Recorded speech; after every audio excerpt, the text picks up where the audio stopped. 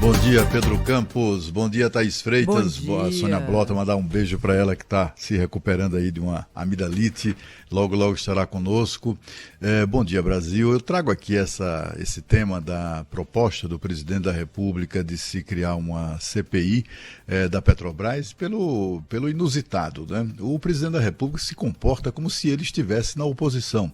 Ele se comporta como se não tivesse nada a ver com isso.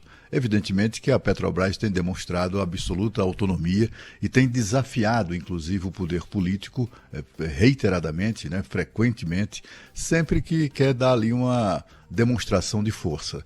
Esse aumento cavalar de 14% no preço do óleo diesel, logo do óleo diesel, né, que é um tema tão caro ao presidente da República, e de 5% para a gasolina, são aumentos que se dão logo na sequência da aprovação pelo Congresso Nacional do ICMS de 17% sobre os combustíveis. Certamente na Petrobras eles divergem dessa atitude ou dessa decisão do Congresso Nacional, que deve ser referendada pelo presidente da República, deve ser sancionada pelo presidente da República.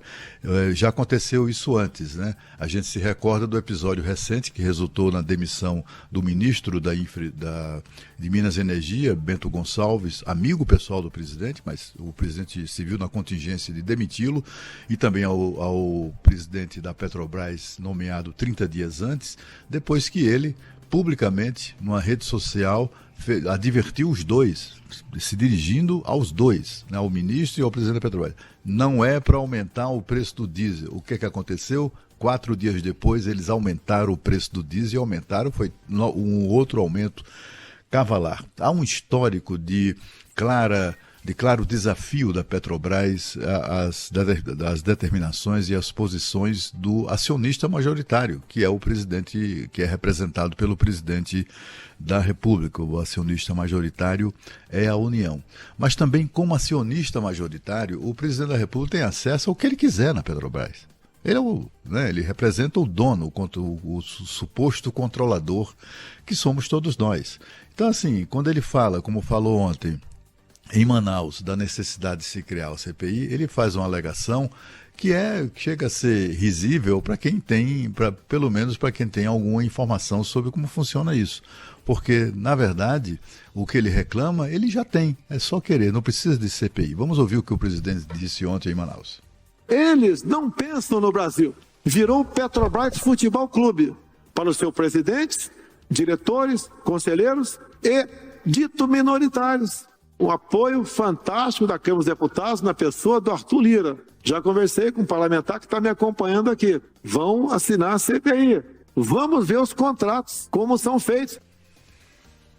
Pois é, para ver como os contratos são feitos, basta o presidente requerer. Ele, como representante do acionista majoritário, é só dizer, olha, manda ver esses contratos aí, que a Casa Civil providencia isso no piscar de olhos.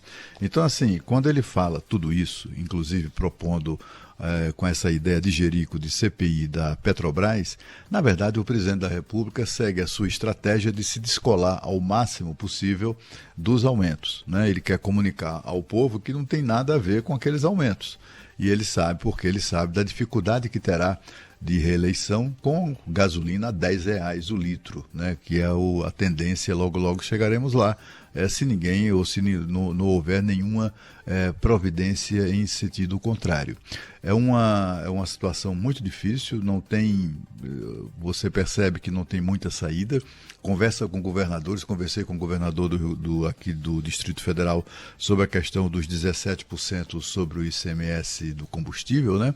O ICMS do combustível de 17%, e ele disse que o problema dessa decisão é que as compensações anunciadas pelo governo vão beneficiar apenas estados muito endividados, que além de endividados estão inadimplentes, ou seja, não vêm pagando as suas parcelas, o parcelamento de suas dívidas junto ao Tesouro Nacional.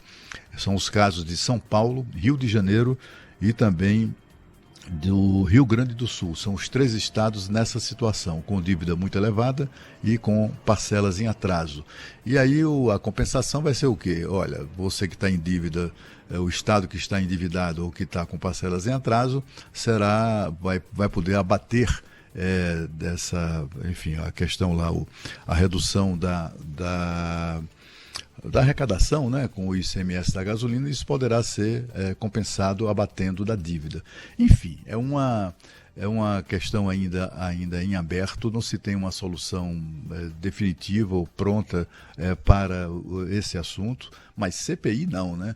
CPI da Petrobras é coisa o presidente não pode estar falando sério, até porque ele, como foi deputado por quase 3 décadas, ele certamente se lembra da advertência de Dr. Ulisses Guimarães, que foi presidente da Câmara dos Deputados, foi presidente da Assembleia Nacional Constituinte e detestava CPIs. Por quê? Ele dizia que CPI é uma coisa que todo mundo sabe como começa, mas ninguém sabe como termina. E sempre termina em confusão ou termina em pizza. Enfim, por mais desafiador que seja o tema, são essas 2 opções que restam a uma CPI. E o presidente da República sabe que uma CPI da Petrobras vai possibilitar aos seus opositores, por exemplo, investigar autoridades do Poder Executivo. Não vai ser a Petrobras. Ele não é possível que ele seja tão ingênuo para acreditar que a turma vai se interessar enfim, nos assuntos internos da Petrobras. Não vai mesmo, né? Vai investigar o Ministério de Minas e Energia, vai investigar ele próprio e etc, etc. Eu tenho a impressão que essa proposta de CPI da Petrobras é balela, é apenas para reforçar o discurso do presidente no sentido de se descolar dos aumentos, né? Comunicar à população que não tem nada a ver com esses aumentos. Já tivemos 2 CPIs da Petrobras recentemente no Congresso Nacional.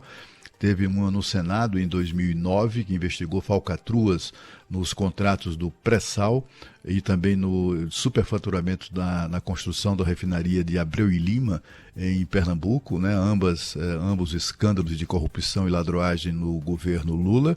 E também houve uma CPMI, uma CPI mista, no Congresso Nacional em 2014, exatamente para investigar falcatruas da Petrobras reveladas pela Operação Lava Jato. Ninguém se lembra de conclusões muito objetivas dessas 2 CPIs, né? Serviu de palanque ali, a de 2014 foi no ano eleitoral, mas do ponto de vista prático, necas de pitibiriba, né? E é mais ou menos o que aconteceria também numa CPI agora para investigar os critérios da Petrobras na fixação dos seus preços. Alguma coisa tem que ser feita, mas CPI definitivamente não é o caminho.